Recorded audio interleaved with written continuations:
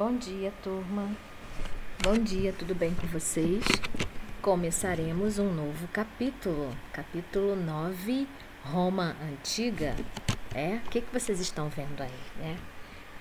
Que imagem é essa? Olha o tamanho desse monumento, olha o tamanho das pessoas, como são pequenas nessa imagem, né?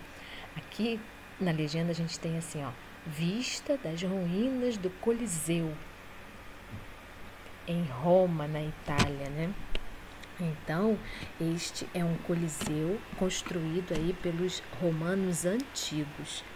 Já vimos no capítulo passado sobre a Grécia, sobre a história da Grécia, o território, Esparta, Atenas, né?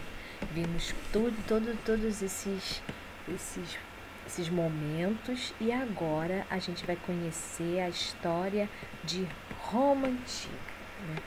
Então, Roma é outra civilização que se desenvolveu na região do Mar Mediterrâneo, na Antiguidade.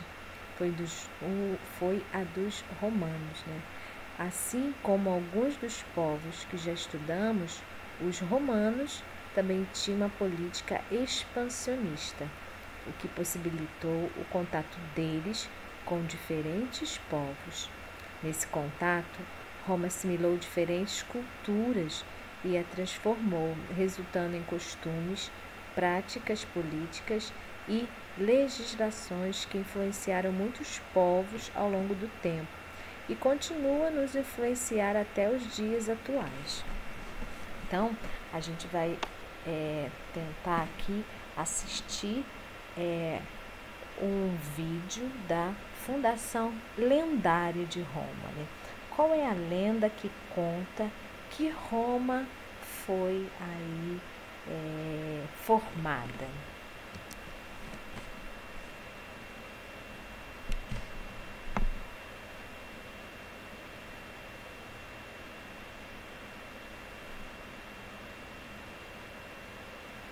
As perguntas que temos aí, né? A fotografia mostra uma parte da cidade de Roma atualmente.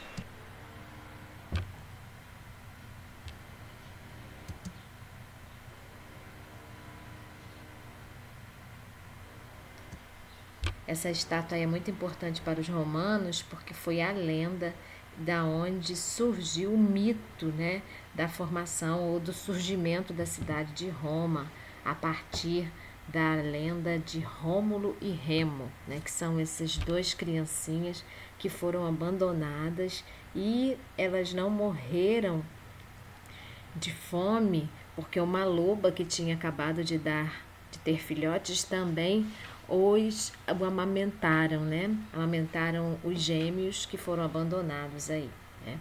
Então, esse mito de Rômulo e Remo é muito importante aí para o surgimento de Roma, porque a Roma vai resgatar aí os valores da Grécia, né? Que tem a mitologia muito forte, né? As lendas muito fortes. Então, para Roma, essa história desses gêmeos é muito importante. E acho que a gente já sabe, né? Quando eles crescem, eles se desentendem aí, Rômulo mata Remo e funda aí a sua cidade, né? Agora, na nossa apostila, a gente tem uma explicação histórica, né? Que são povos que vão aí migrar para onde hoje nós temos o país, Roma, né? As origens de Roma e esses povos irão aí formar um grupo que vai crescer e formar a cidade de Roma e depois se expandir pelo mundo, né? Quem são esses grupos, né? Os gregos, os etruscos, os italiotas e os latinos. Esses grupos estão habitando essa península. Península é uma extensão de terra que tem água em 3 lados, né? Então, essa península aqui é a Península Itálica, e no século X a.C. ela é habitada por esses grupos. E aí a gente tem Roma, está aqui localizada ao meio da península, né? Então, ela foi fundada a partir aí, em 753, às margens de um rio, né? A gente percebe que toda a história, todas as civilizações tem que ter um rio, porque é o rio aí que vai dar a sustentabilidade aí para a agricultura e para o desenvolvimento da cidade, né? Então, surgiu às margens do rio Tibre, que é o rio que banha Roma, com a unificação de aldeias latinas e sabinas. Então, unificou aí, né? É uma região boa para a agricultura, como eu falei, tem um solo fértil e depende da água do rio, né? Recebe também aí povos gregos, povos etruscos, e os povos etruscos, eles são guerreiros, né? E vão conquistar aí esses outros povos que já estavam aqui nessa cidade, originando aí o que a gente chama de período monárquico, né? Roma, ela tem 3 divisões na sua história, né? Monarquia, república e império. Então, a gente tem aí o período monárquico com o rei, primeiro rei, um rei etrusco. Então, aqui, ó, segundo as tradições romanas, entre 753 e 509, Roma teve 7 reis, né? Então, esses reis romanos irão aí desenvolver a sua cidade. Mas esses reis, eles eram considerados governantes supremos. A gente sabe o poder de um rei, né? É um poder único. Ele tinha aí poderes militares, podia escolher e nomear pessoas para cargos públicos, controlava a elaboração e execução das leis, né? E também era uma autoridade religiosa, né? Era um mediador entre Deus e a população. Mas só que esse rei ele não governava sozinho, ele governava com o auxílio de 2 grupos políticos, o Senado e a Assembleia Curiata, né?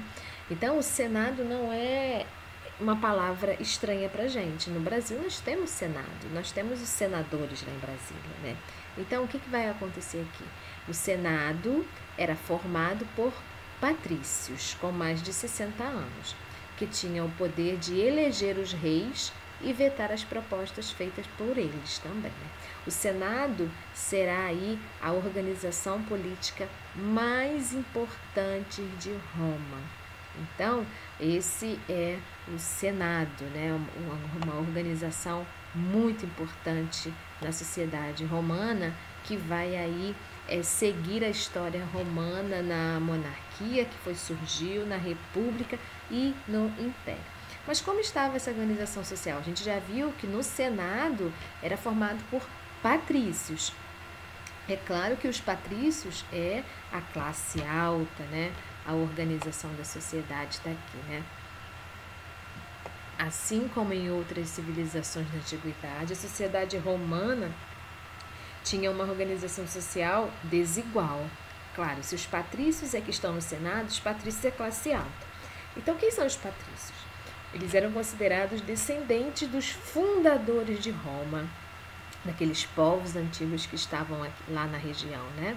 Eram grandes proprietários de terras e os únicos que participavam das decisões políticas. Eram os únicos que estavam no Senado. Eles eram grandes proprietários de terra porque eles são herdeiros dos primeiros povos que habitaram a região. Então, eles ficaram aí sendo considerados a classe alta porque tem terras, né? Clientes. Plebeus que viviam sob a proteção física, econômica e jurídica de um patrício, ao qual deviam fidelidade e respeito para quem trabalhava, né? Então, clientes é quase os empregados dos patrícios, né? Que estão aí sob a proteção dos patrícios.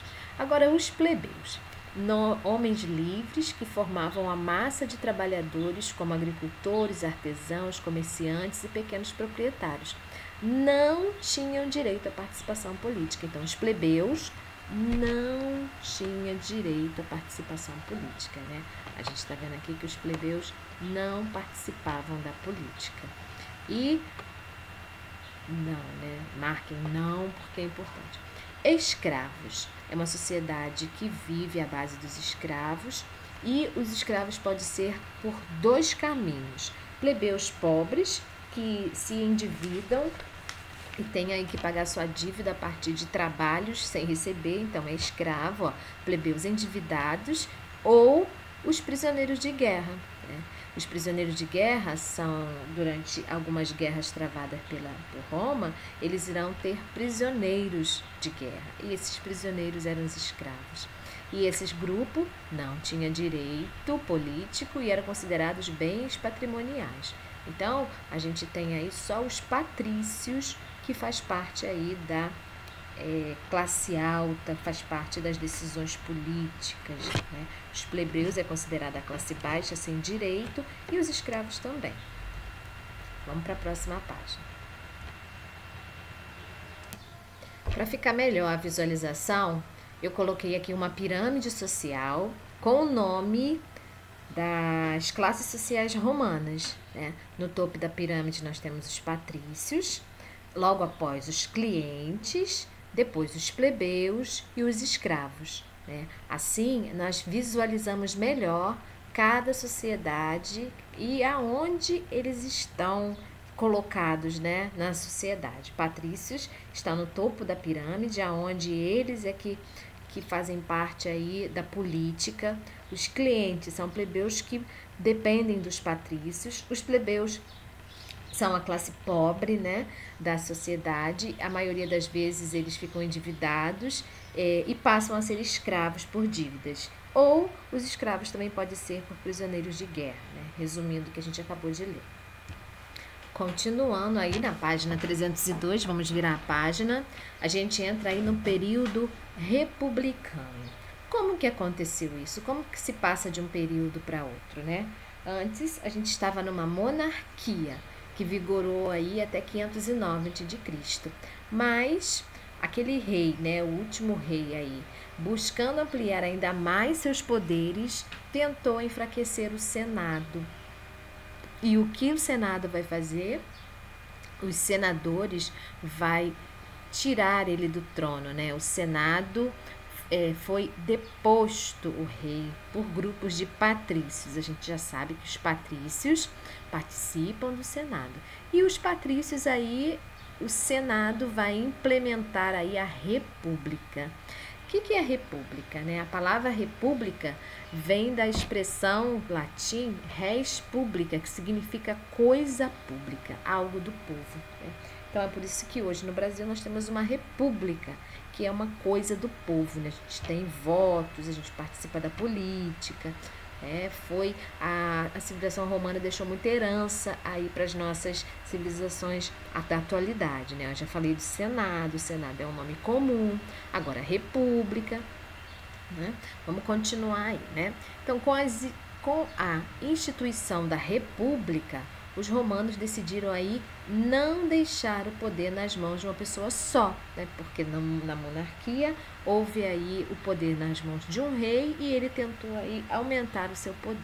Então havia aí 2 governantes, né? Que eram os cônsules. Mas, diante de toda essa organização política, o Senado, a Assembleia do Povo, a magistratura, a gente tem o Senado como algo mais importante de tudo na República. O grupo que vai guiar a República é o Senado, né? Mas o Senado aí é formado por patrícios com cargos vitalícios. O que é cargos vitalícios? Cargos para a vida inteira. Tinha grande influência em todos os assuntos da cidade, né? Assessorava os magistrados na organização dos cultos públicos, no controle das finanças e na administração das províncias romanas. Para vocês verem como que o Senado cuidava de tudo, né? E sancionava os acordos com a Assembleia do Povo. Então, cuidava aí de toda a lei romana, estava aí nas mãos do Senado.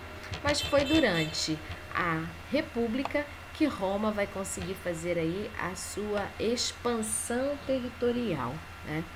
Então, ele vai aí consolidar aí no território a partir da sua política expansionista, né? A gente teve outros grupos de civilizações que também fizeram aí a sua expansão territorial. os egípcios, os fenícios, os persas que nós vimos aí, né, que lutou com os gregos, os macedônios com Alexandre o Grande, que vai se expandir até dominar a Grécia, né? Então, Roma não foi diferente, né? Então, em Roma também aconteceu aí esse movimento querendo aí expandir o seu território. Expandir o seu território a partir de investimentos militares. Esses investimentos militares vai fazer com que Roma ganhe várias guerras entre aqueles povos primeiros, né? Ó, sabinos, sanitas, etruscos, celta, gauleses, e Roma vai conquistar toda a Península Ibérica. Aqueles povos daquela botinha lá daquele mapa, todos serão conquistados pelo poder central. Então haverá aí uma expansão territorial dentro da Península Itálica. Depois disso, Roma vai partir para outros lugares, né? Como assim, né? São as guerras púnicas. Vou mostrar o mapa. Aqui nós temos o mapa, aonde a gente percebe Itália, aonde tem a Roma no meio da bota, que a gente já viu na nossa apostila, Itália. Depois da expansão na Península Itálica e da centralização aqui de todo esse território em Roma, nas mãos do Senado, o que eles irão fazer? Eles irão conquistar o lugar mais importante em relação ao comércio.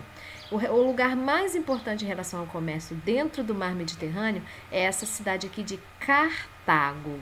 Cartago, ela está aí no norte da África. Ó, a África está aqui, Cartago está aqui. Cartago era um entreposto comercial, um porto muito importante que distribuía aí as mercadorias para todas as outras cidades do mar Mediterrâneo. Então, a Itália, Roma, quer Cartago, porque dominando Cartago, domina o comércio dentro do mar Mediterrâneo. Então, haverá aí a chamada guerras púnicas, né? Na nossa apostila não tem o mapa, mas eu coloquei aqui o mapa para vocês, né? De Roma e Cartago, que não estão tão longe assim, né? Essa cidade foi fundada pelos fenícios, né? Naquela expansão territorial fenícia. Então, ao longo dos séculos, Cartago passou a dominar as rotas comerciais do mar Mediterrâneo. E o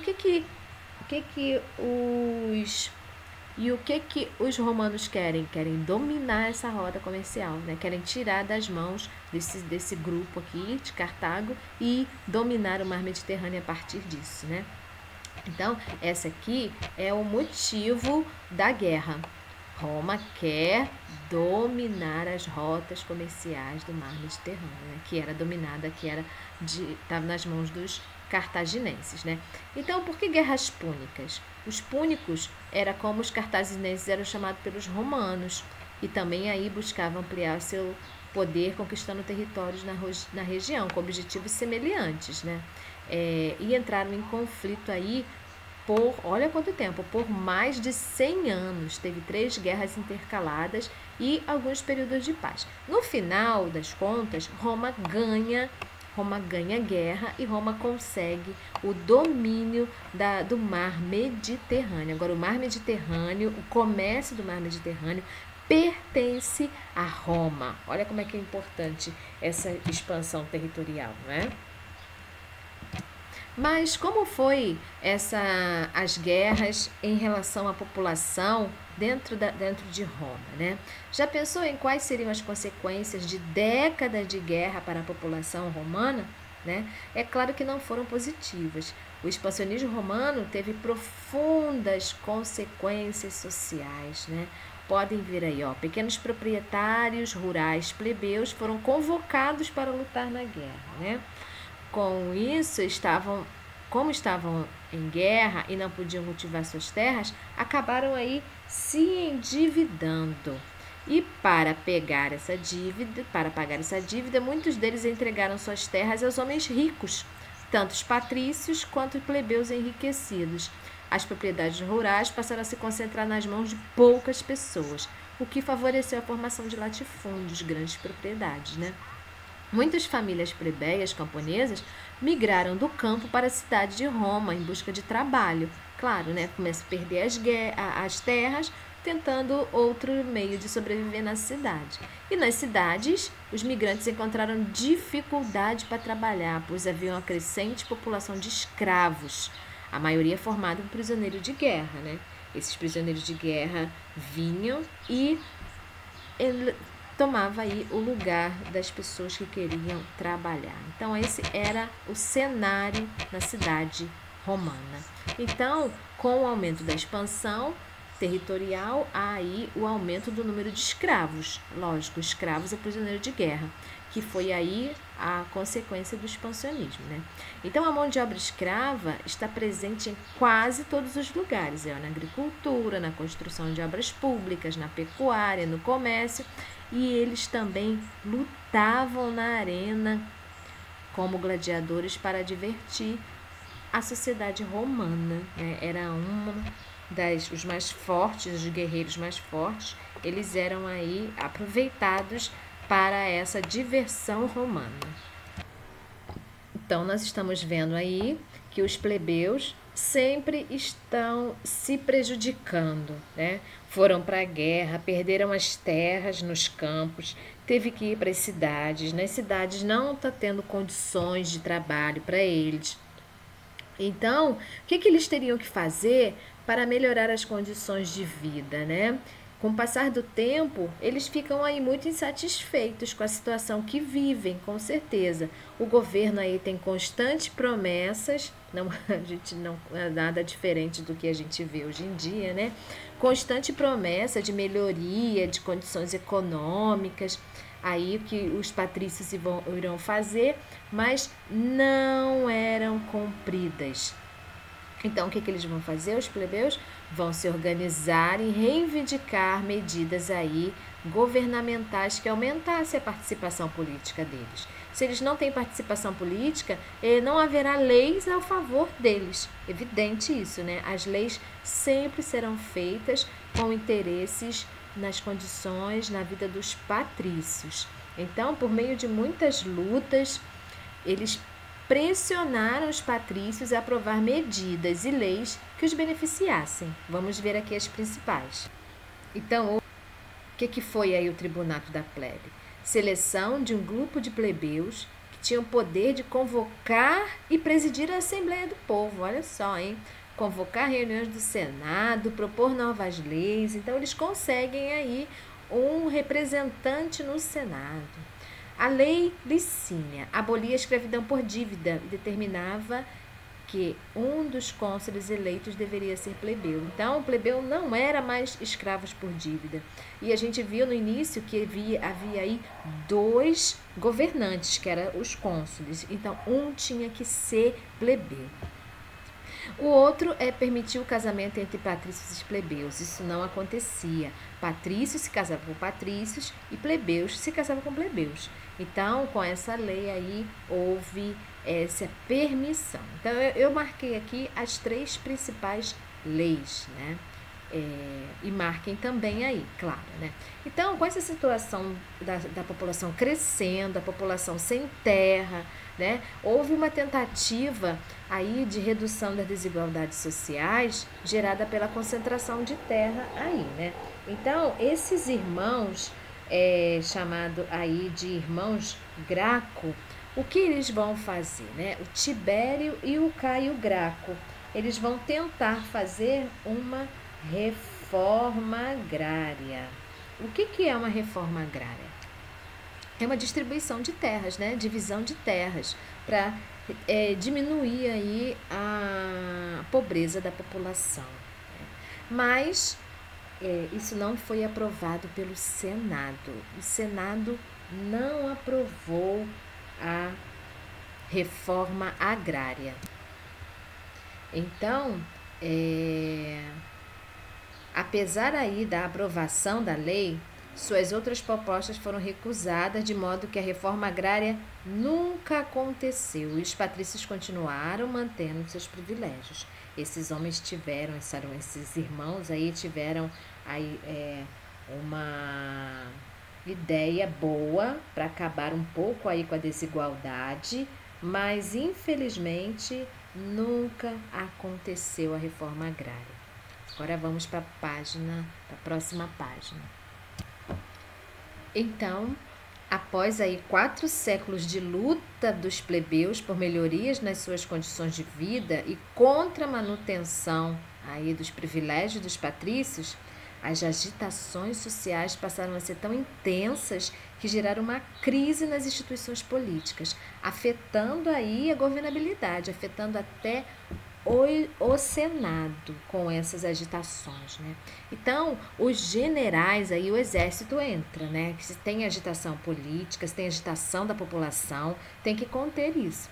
Então, os generais que haviam ganhado popularidade aí graças às guerras de conquistas, passaram a ter respeito e apoio de grande parte da população, que vai possibilitar a chegada dele no poder. Então, vamos entender. A gente tem conquistas territoriais. Essas conquistas territoriais é feita pelo exército. E é claro que tem um comandante, tem um general. As conquistas territoriais dão certo. Como assim? Roma conquista terras. Então, haverá esses homens, esses generais, esses conquistadores, né, responsáveis por isso, eles vão ganhar popularidade. E internamente está tendo problema social. Então, eles serão aí apoiados por essa população, porque eles têm fama. Fama porque ganhou muitas terras aí para Roma. Então, os militares passaram a questionar constantemente o Senado, não aceitando aí as determinações dele e respeitando as normas legais, né? Então, um desses militares aí, chamado Caio Mário, ele foi eleito cônsul. Lembra que o cônsul é aquele governante, tem que ser 2, né? 2 cônsules. Então, ele vai reduzir o poder do Senado aí e promover a profissionalização do exército. O exército agora é uma profissão.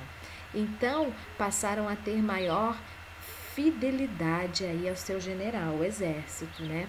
Do que o Senado, gerando uma série de conflitos. Então, o exército obedece mais ao general do que ao Senado. E na República, quem governa, quem manda em tudo é o Senado. Então, começou aí um processo aí de final da República, né? Aqui a gente tem uma escultura em pedra que representa esse general aí, o Caio Mário. Estão vendo? Outro general também importante aí, ó, foi o Sila. Ele era patrício, né? Mas ele passou a realizar reformas nessa república.